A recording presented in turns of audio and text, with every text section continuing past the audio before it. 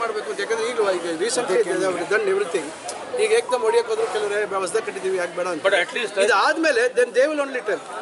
ರಾಜ್ಯದ ಹಿಂದೂ ಮುಸ್ಲಿಮರ ಭಾವೈಕ್ಯತೆಯ ಕೇಂದ್ರ ಹಾಗೂ ಪುಣ್ಯ ತಾಣವಾಗಿರುವ ಚಿಂತಾಮಣಿ ತಾಲೂಕಿನ ಮುರುಗಮಲ್ಲ ಗ್ರಾಮದ ಹಜರತ್ ಅಮ್ಮಾಜಾನ್ ಬಾಬಾಜಾನ್ ದರ್ಗಾ ಅಭಿವೃದ್ಧಿಪಡಿಸುವ ನಿಟ್ಟಿನಲ್ಲಿ ವೀಕ್ಷಿಸಿದ ನಂತರ ಮಾಧ್ಯಮದವರೊಂದಿಗೆ ಮಾತನಾಡಿದ ಸಚಿವ ಎಂಸಿ ಸುಧಾಕರ್, ಸರ್ಕಾರದ ವಕ್ಫ್ ಸಚಿವರಾಗಿರುವ ಜಮೀರ್ ಅಹ್ಮದ್ ಖಾನ್ ರವರನ್ನು ಭೇಟಿ ಮಾಡಿ ದರ್ಗಾ ಅಭಿವೃದ್ಧಿ ವಿಚಾರದ ಬಗ್ಗೆ ಮಾತುಕತೆ ನಡೆಸಿ ಸರ್ಕಾರದಿಂದ ಹೆಚ್ಚು ಅನುದಾನ ಕೊಡಿಸಿ ಉತ್ತಮ ರೀತಿಯಲ್ಲಿ ಅಭಿವೃದ್ಧಿಯಾಗಬೇಕು.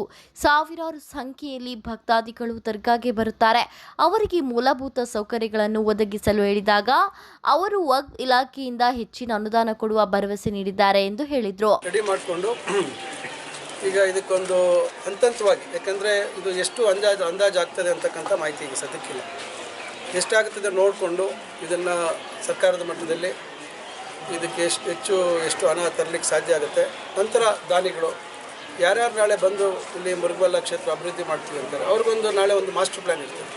ಆ ನಿಟ್ಟಿನಲ್ಲಿ ಮಾಡಿದಾಗ ಅದಕ್ಕೊಂದು ರೂಪ ಬರ್ತದೆ, ಇದಕ್ಕೆ ಒಂದು ಅರ್ಥ ಇರ್ತದೆ. ಅದರಿಂದ ಇಷ್ಟೆಲ್ಲ ನಾವು ಇವತ್ತು ಗಮನಿಸಿದ್ದೀವಿ, ಇಷ್ಟೆಲ್ಲ ನೋಡಿದ್ದೀವಿ. ಕೆಲವೆಲ್ಲ ಇನ್ನೂ ಬದಲಾವಣೆಗಳು ಮಾಡಬೇಕು ಅಂತಕ್ಕಂಥ ಚಿಂತನೆ ಆಗಿದೆ. ಇನ್ನೂ ಹೆಚ್ಚು ಜಾಗ ಬೇಕು.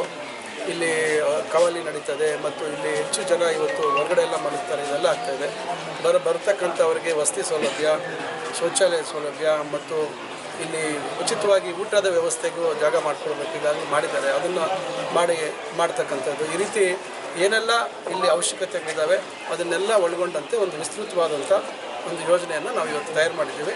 ಅದನ್ನು ಕೂಡ ಇವತ್ತು ತೋರಿಸೋಣ, ಎಲ್ಲರಿಗೂ ತೋರಿಸೋಣ.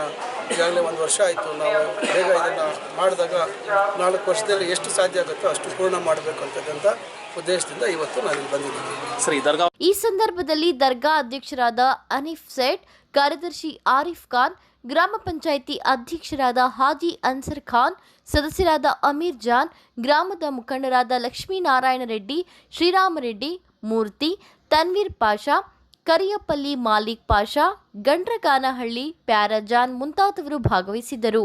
Assam Pasha, MMTV news, Chintamani.